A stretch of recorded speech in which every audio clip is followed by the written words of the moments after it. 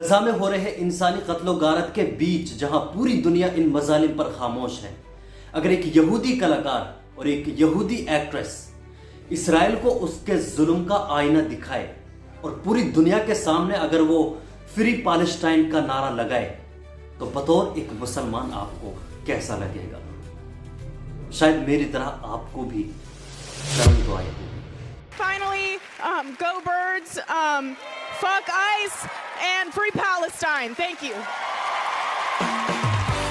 दुनिया के एक कोने में जहां जुल्म की आग जल रही है, जहां हजारों मासूम जानें रोजाना तबाह हो रही है, वहां पूरी दुनिया अक्सर खामोश नजर आती है। सियासी ताकतें, बड़े मुल्क और यहां तक कि वो लोग जो खुद को इंसाफ के पैरोकार कहते हैं, अक्सर इस मामले पर कहीं खामोशी की अनजान राहों में फिलहाल खोसे गए हैं। लेकिन 14 सितंबर 2025 को लॉस एंजलिस में हुए 77वें प्राइम टाइम एमी अवार्ड्स में एक अमेरिकी यहूदी एक्ट्रेस हन्ना आइनबाइंडर ने स्टेज पर खड़े होकर अपनी एक बड़ी खामोशी को तोड़ दिया। उनकी आवाज न सिर्फ फिलिस्तीन के आजादी की मांग थी, बल्कि यह उन सभी की गैरत पर एक सवालिया निशान थी जो तमाशाई बने बैठे हैं, चाहे वो अरब हो या गैर अरब मुसलमान हो या पूरी इंसानियत। यह घटना न सिर्फ हॉलीवुड की चमक दमक में एक सियासी बम थी, बल्कि यह जुल्म के खिलाफ एक इंसाफ की बुलंद आवाज थी। हन्ना आइनबाइंडर के बारे में बता दें कि वो 30 साल की एक अमेरिकी कॉमेडियन और एक्ट्रेस HBO की हिट सीरीज हैक्स में अवा डैनियल्स का रोल निभाती हैं। ये सीरीज एक बुजुर्ग कॉमेडियन और उसकी युवा राइटर की कहानी है और हन्ना को इसके लिए 3 बार नॉमिनेट किया गया था, लेकिन हर बार वो इसमें हार चुकी थी। 2025 के एमी में आखिरकार उन्हें best supporting actress in a comedy series का अवार्ड मिला। स्टेज पर अवार्ड लेते हुए उन्होंने एक छोटी लेकिन दमदार स्पीच दी, जिस छोटी सी स्पीच ने दुनिया का ध्यान अपनी तरफ खींच लिया। उन्होंने अपनी पिछली हारों का जिक्र किया और कहा कि वो हारना भी बहुत कूल था। फिर स्पीच के आखिर में go birds, fuck ICE and free Palestine था। यहाँ go birds Philadelphia Eagles football team के लिए था और फक आइस अमेरिकी immigration and custom enforcement agency के खिलाफ था, जो इमिग्रेंट्स पर सख्ती के लिए कुख्यात है, और फ्री पैलेस्टाइन फिलिस्तीन की आजादी की मांग थी। टीवी ब्रॉडकास्ट पर फक आइस को बीप यानी म्यूट कर दिया गया और लेकिन फ्री पैलेस्टाइन पूरी दुनिया को साफ सुनाई दिया।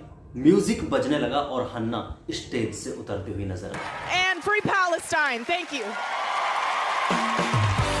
यह स्पीच महज 30 सेकंड की थी, लेकिन इसने पूरी दुनिया में हलचल मचा दी है।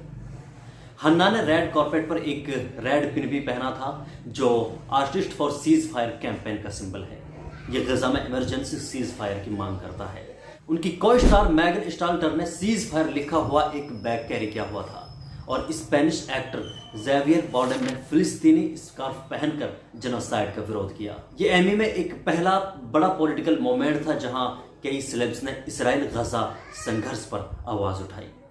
अवार्ड के बाद बैक स्टेज इंटरव्यू में हन्ना ने अपनी स्पीच को और साफ किया और उन्होंने कहा कि मुझे लगता है कि ये एक यहूदी के तौर पर मेरा फर्ज है कि मैं यहूदियों को इस्राएली स्टेट से अलग करूं।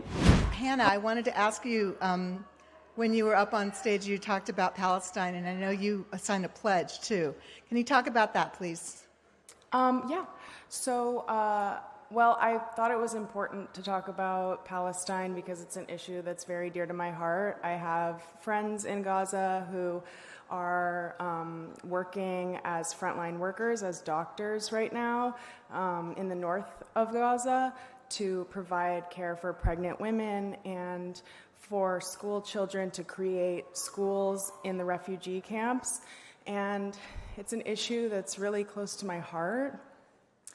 For many reasons, I feel like it is my obligation as a Jewish person to distinguish Jews from the state of Israel because our religion and our culture is such an important and long-standing, basically like institution that is really separate to this sort of ethno-nationalist state. And in terms of the pledge, it's like many movements, boycotting is an effective tool to create pressure on the powers that be to meet the moment, you know. So the Film Workers for Palestine boycott does not boycott individuals. It only boycotts institutions that are directly complicit in the genocide. So, yeah, it's important to me, and I think it's an important measure, and so I was happy to be a part of it. हमारा मजहब और culture एक पुरानी और important institute है जो इस ethno nationalist state से अलग है। उन्होंने बताया कि गजा में उनके दोस्त हैं, डॉक्टर और टीचर जो फ्रंट लाइन पर काम कर रहे हैं, प्रेग्नेंट औरतों और बच्चों की मदद कर रहे हैं। हन्ना ने कहा कि ये इश्यू उनके दिल के बेहद करीब है और वो इस मामले पर चुप नहीं रह सकती। ये स्टेटमेंट इसलिए और भी बहुत महत्वपूर्ण और अहम है क्योंकि हन्ना एक खुद यहूदी और हॉलीवुड एक्ट्रेस हैं और वो ज़ायनिज़्म यानी यहूदी धर्म इसराइल के राष्ट्रवाद से अलग है का तर्क देती हैं।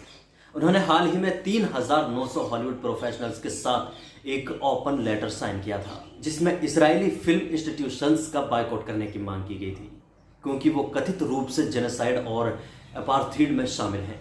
हालांकि पैरामाउंट जो एमी का ब्रॉडकास्टर है उसने इस लेटर का विरोध किया था।